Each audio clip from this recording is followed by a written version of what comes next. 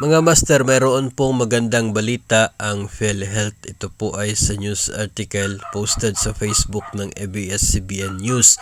At ang sabi po ng PhilHealth ay to be lift.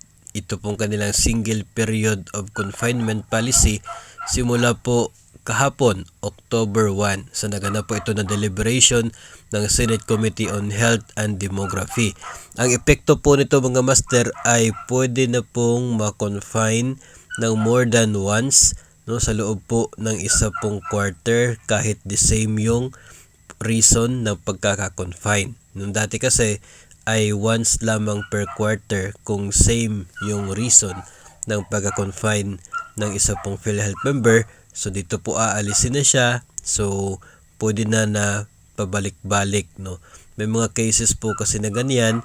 Kaya this time avail na naman nila yung PhilHealth sa second time o kaya ay third time na sila po ay babalik sa pagkaka-confine. Sa December din ay maglalabas ang PhilHealth ng isa pong dental package kung saan to be covered na ng PhilHealth ang dental prophylaxis at oral check-up. So good news po ito, no, para po sa mga PhilHealth members. At pagdating po ng November 2024 ay tataas na po ng 50% ang case rate ng mga kaso po na to be covered by the PhilHealth.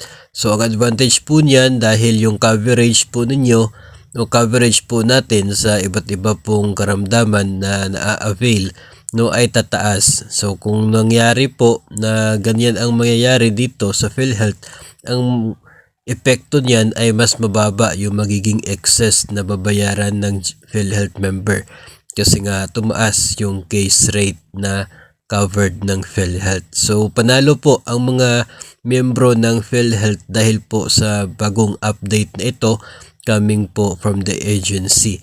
Ito na po ang resulta, no. Ito po yung naging resulta doon po sa mga nagaganap na hearing sa Senado related po doon sa excess na pondo ng PhilHealth, no. At least po ay itong pondo ng PhilHealth ngayon ay mapupunta para po sa kanyang mga miyembro para po dito sa mas malawak na coverage through increase in the case rate.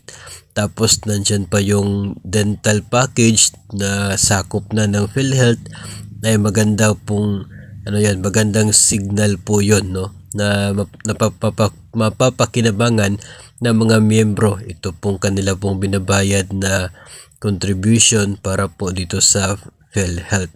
So abangan po natin dahil December pa naman po, no, yung dental package at sa November pa naman yung kanila pong pagtaas sa case rate.